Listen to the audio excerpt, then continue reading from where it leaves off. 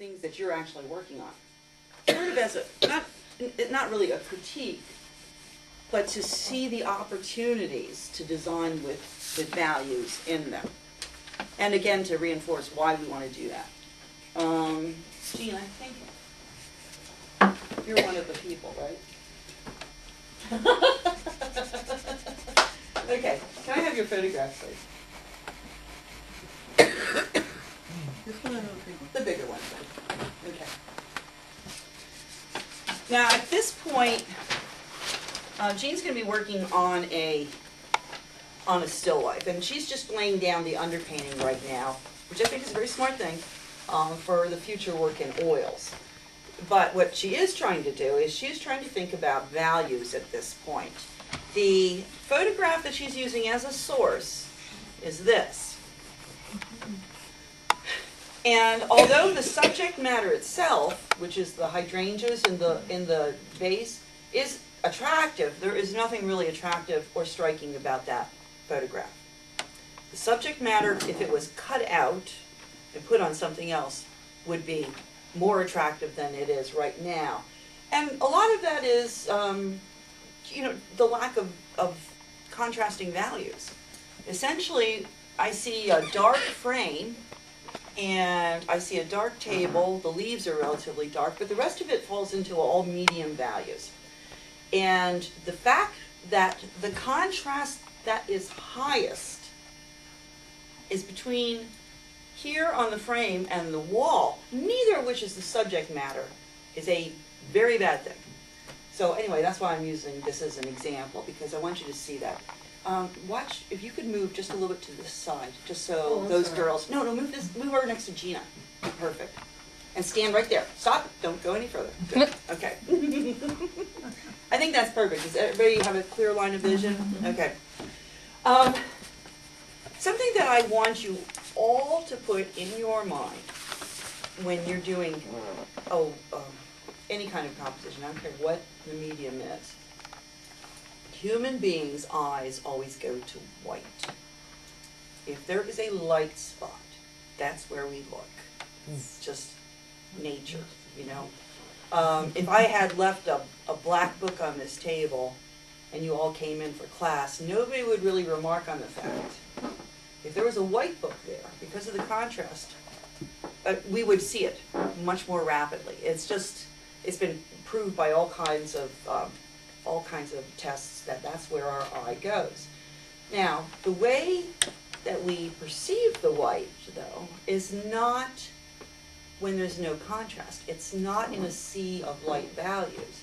We can only perceive white if it's contrasted against something. Let's see, what's an example?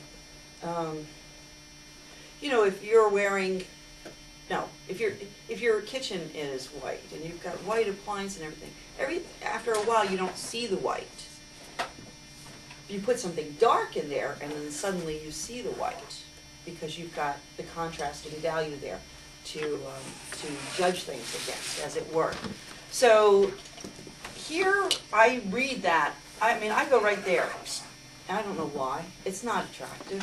It does nothing to further what she's trying to say here. She's trying to do a picture of this. So this is one of those opportunities to design the composition by the use of her values. She can assign the lightest value, perhaps, to the flowers. The thing is, so like I said, my eye goes to white, but we perceive white by its contrast. So when you decide to make something light in your picture, it will only appear to be light if it's next to something dark. If you've got a big bouquet of daisies and other like pale yellow daffodils or whatever, and someone there is one white one, you'll see it, but it's not going to have the impact that it would amidst red roses. So we want to be aware that, first of all, when you're designing, that your white is in a place that is useful to your composition. Okay? Intentional use of white, not just because your photograph says it. And secondly, we want to make sure that if our eye is going to the white, because there's a reason to go to that area, that we are supplying ample contrast around it so that we can perceive it as white. So do you follow me on that? Mm-hmm. Okay, all right. So in this case, this is something that definitely needs to be changed. This, she would make lighter, and then you can see this is going to be a light area here. Look at the contrast here. Now, Jean is working towards something that's effective. You immediately perceive the edges of these flowers. Being that these are hydrangeas, you know, they've got those beautiful little individual petals. They look like some sort of cereal to me. I don't remember what it was. Corn. It's not cornflakes. It's this little, Rice like Krispies. those little bowl-shaped things. Yeah. Oh. Special K. Special K. Special. Is it Special K? She Something said like that? Special K. I don't know, something like that. Anyway, it reminds me of these. And so you've got the opportunity to have beautiful silhouette, lots of little strokes going in, rounded, pointed, showing the edges of these individual petals. But what happens on this side? Now it's going to be lost. And it's interesting, isn't it, that you perceive this as being lighter than you do that? But it's because of the contrast next to it.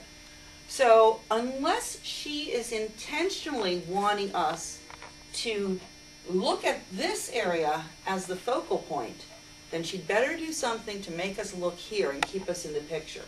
Because that's a terrifically off-balance composition if your eye goes right over next to the frame. Mm-hmm. You've got to manipulate that somehow.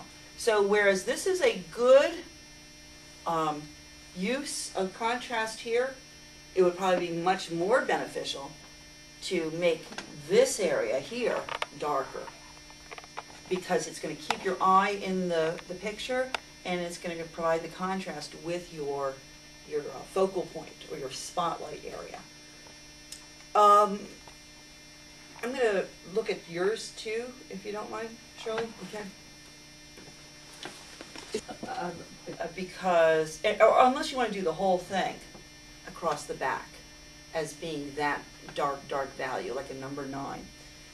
Because I really want to see this beautiful shape here, highlight, and not over here.